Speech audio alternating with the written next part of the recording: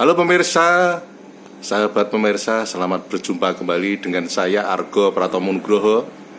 Kali ini spesial saya menemui Mas Fahmi Fahim SH.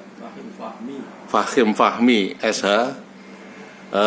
Saya bersahabat dengan Mas Fahmi Fahim ini sudah Fahim Fahmi ini sudah cukup lama.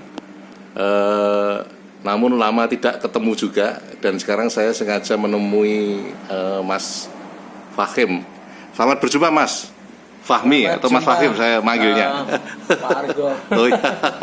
Sehat selalu Pak Argo. Alhamdulillahirabbil alamin. Mas Fahim, ini saya ingin bertanya kepada Anda tentang konstelasi hukum atau yang menyangkut profesi Anda ini, profesi advokat ini. Menurut Anda seperti apa ini? Ya, kalau profesi advokat itu kan sebenarnya profesi yang memberikan bantuan hukum kepada masyarakat, ya, baik di luar pengadilan maupun dalam pengadilan berdasarkan ketentuan undang-undang kan gitu, Pak.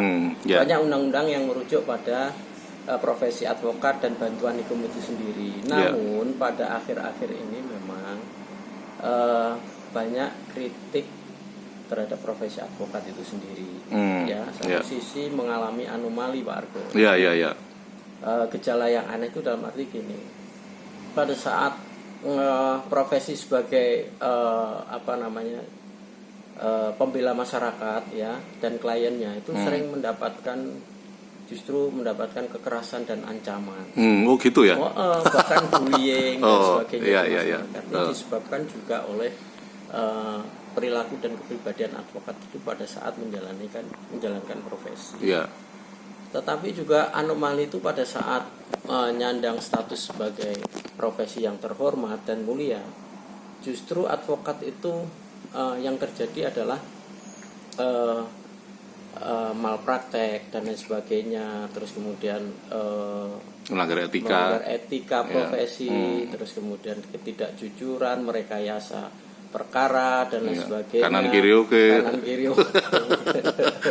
Menyuap penegak hukum dan lain sebagainya, itu yang terjadi. Nah, disinilah advokat berada pada dua jurang, yaitu jurang kebaikan, kebenaran dan kejujuran, satu sisi di sebelah kanan, yang satu sisi pada lembah yang kebohongan dan kejahatan gitu. Nah, dalam posisi semacam begini memang harus ada solusi advokat itu sendiri, di mana pada saat ini juga saya prihatin ketika mengharapkan pada sebuah organisasi advokat yang kuat, justru ketika terjadi munas malah terjadi keributan. Ya. Sehingga gimana mau menegakkan etika profesi itu sendiri malah berkelahi di antara teman sendiri ya, teman sejawat. Nah, ini padahal itu yang dibutuhkan adalah penegakan secara serius di bidang etika profesi itu sendiri, supaya menguatkan martabat profesi advokat itu sendiri, kepribadian advokat itu sendiri gitu, Pak. Iya, betul.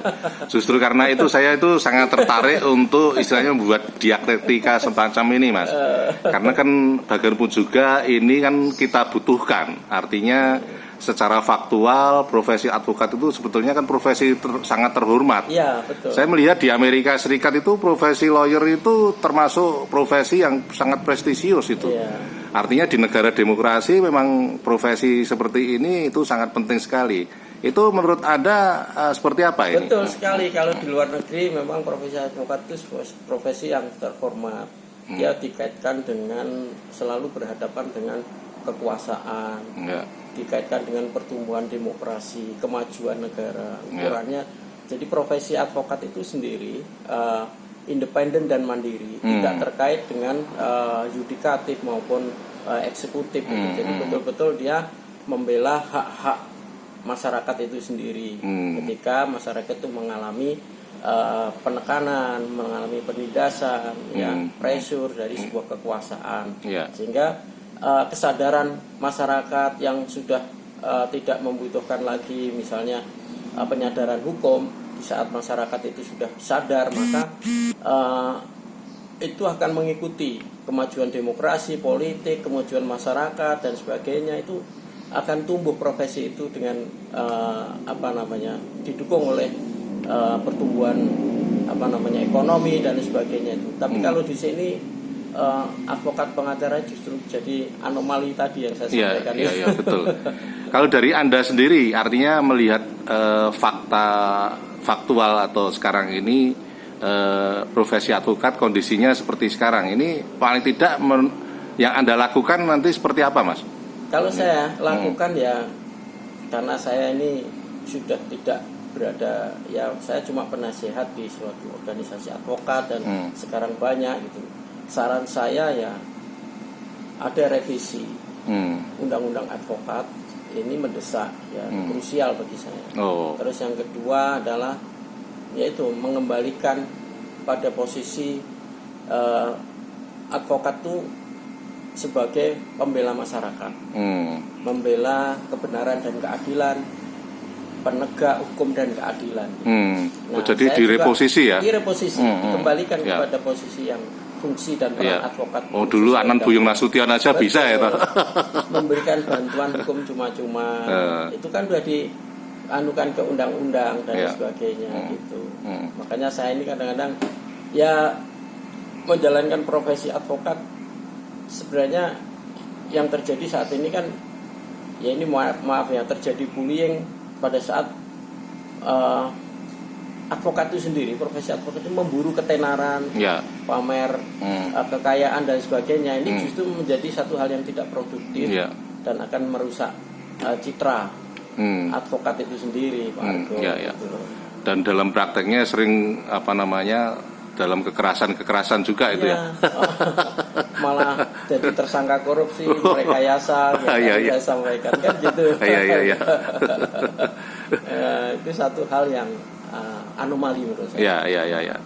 Lalu Mas, ini kan ada keluhan dari sejumlah advokat senior kita, sudah saya tayangkan juga di media ini, bahwa sekarang ini memang Anda juga mengaku ya semakin sulit untuk melahirkan sekelas Anan Buyung Nasution seperti saya sebut tadi, kemudian Artijo Alkosar dan sebagainya itu. Menurut Anda seperti apa ini? Ya betul, untuk mengulangi sejarah itu cukup panjang ya, karena ada proses dan itu juga lahir pada situasi sejarah yang membentuk, kan gitu. Tapi kalau sekarang mungkin berbeda, akan mengembalikan posisi seperti lahirnya Bang Buyung, Yakti Amhim dan pejuang-pejuang HAM Haji Prinsen dan sebagainya. Itu mereka ini adalah suatu hal yang lahir pada sejarahnya dan menjadi orang yang hebat, yang patut menjadi toladan gitu. Di era tersendiri ya.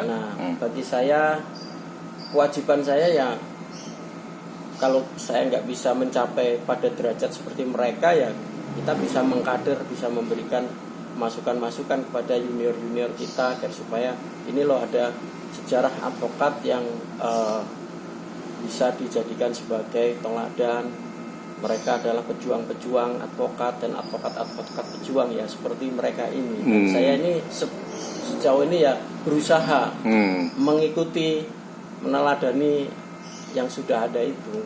Atau paling tidak memberi wawasan kepada adik-adik junior ya. Setidaknya kita selalu berinteraksi dengan kawan-kawan yang seprofesi, yang sepaham, yang satu frekuensi dengan penegakan hukum dan bantuan hukum dan keadilan itu. Loh, Anda sekarang posisinya sebagai penasihat di organisasi apa, Mas? Saya tetap di penasihat Kongres Advokat Indonesia, versi kubunya almarhum Indra Sanun.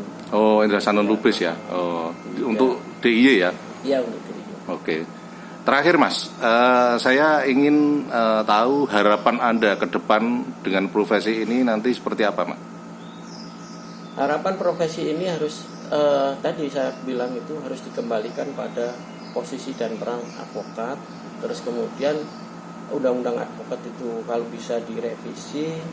Terus kemudian masih tetap saya, karena realitas tidak bisa dijadikan satu wadah tunggal advokat atau single bar, tapi ya tetap multibar tapi ya tetap kembali kepada undang-undang itu tadi aja gitu. Artinya multibar tapi yang ada pembatasannya itu ya.